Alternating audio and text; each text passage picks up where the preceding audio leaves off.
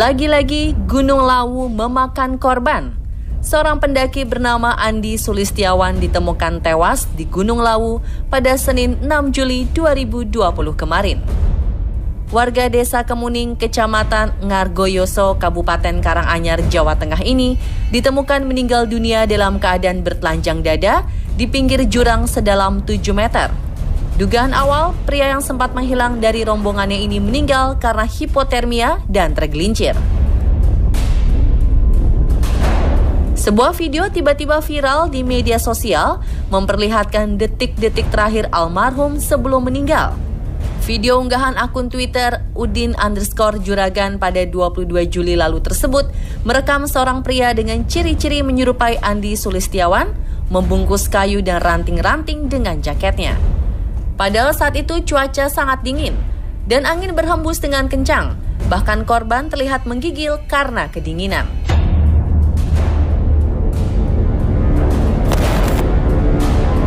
Ada apa sebenarnya dengan Gunung Lawu? Inilah ritual dan mitos Gunung Lawu versi On The Spot.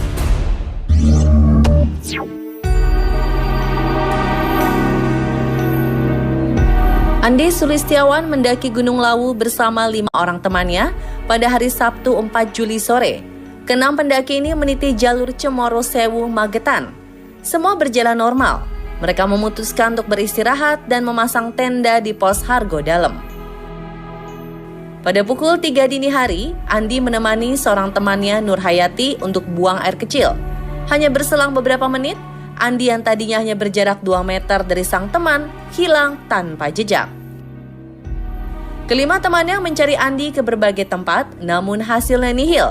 Mereka kemudian melaporkan hilangnya Andi ke pos petugas Hargo Dalem setelah dilakukan pencarian oleh tim reaksi cepat atau TRC Senin 6 Juli 2020. Jasad Andi ditemukan dalam kondisi hanya mengenakan celana jeans di pinggir jurang Hargo Dumilah yang memiliki kedalaman 7 meter.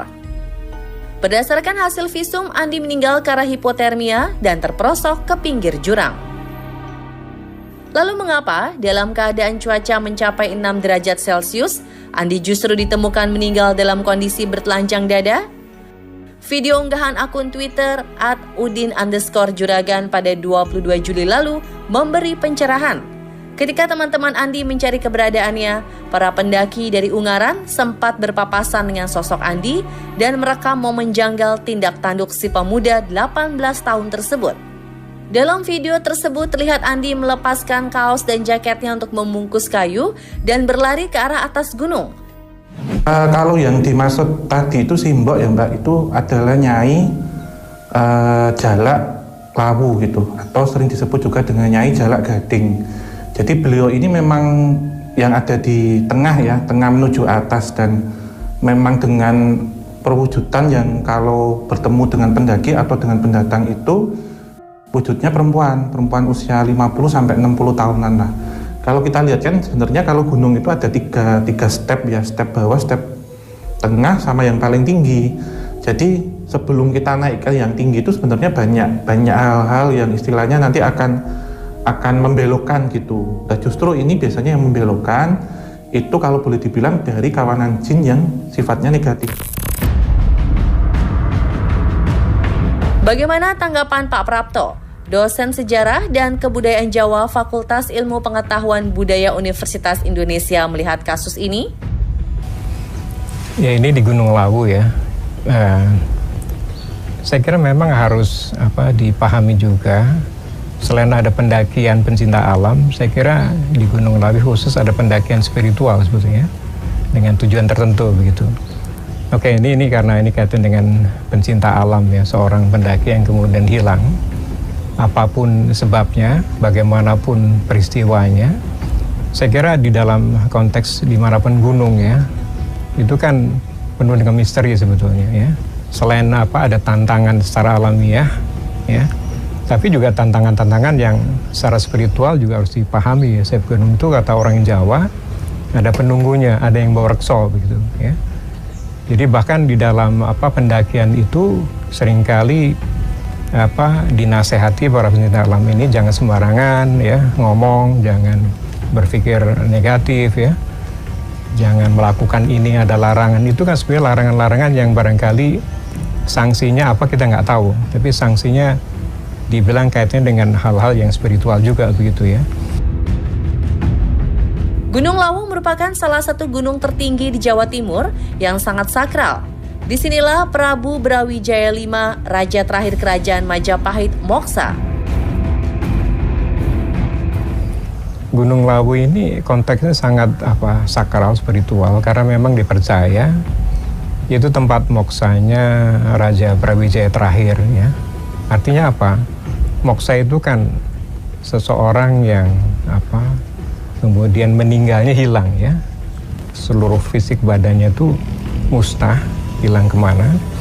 Tapi itu katanya memang sudah dia simbolisasi dekat-dekat kepada Tuhan. Jadi bersatu pada Tuhan ya. Karena moksa beliau ini, raja-raja turunannya akhirnya menganggap gunung itu dengan ada moksanya Brawijaya di situ ya, menjadi satu tujuan spiritual juga ya. Kata orang Jawa, mungkin raja-raja Jawa akhirnya melakukan pisowanan. Pisowanan itu kunjungan, ziarah ya. Dan itu dilakukan biasanya setahun sekali. Banyak tokoh-tokoh ya nasional itu ziarahnya ke Gunung Lawu. Mungkin dalam konteks ngalap berkah ya. Mohon kepada yang bawa rekso tadi untuk memberikan dukungan pada kesuksesan kehidupan di dalam masyarakat. Gunung Lawu juga memiliki arti penting bagi para pelaku spiritual. Ya, kalau Gunung Lawu sebenarnya masuk dalam Seven Summit, jadi 7 puncak tertinggi di Tanah Jawa. Dan kalau melihat ke Gunung Lawu, ini juga ada kaitannya dengan hampir sama dengan di Jogja, Gunung Merapi. Jadi ada satu sumbu imajiner juga yang menghubungkan antara Gunung Lawu, Keraton Kasunanan Surakarta, dan Keraton Pantai Selatan, Gusti Kanjeng Ratu Kenconosari atau Gusti Kanjeng Ratu Kidul gitu. Jadi ada hubungannya ini. Dan kalau kita melihat ke Gunung Lawu, beliau yang ada di sana adalah Gusti Kanjeng Hyang Sunan Lawu yang menjaga di sana. Karena ini pusat dari segala spiritual dan metafisika, terutama yang ada di Jawa Tengah dan bahkan di Tanah Jawa dan melebar sampai Nusantara, sehingga Gunung Lawu ini memang menjadi tujuan ataupun destinasi untuk wisata spiritual pertama dan juga untuk semedi. Seperti apakah ritual dan mitos yang ada di Gunung Lawu? Kisah apa di balik sosok macan dan burung jalak Lawu? Bagaimana situasi di pasar gaib Gunung Lawu? Simak kelanjutannya sesaat lagi, tetap di On The Spot.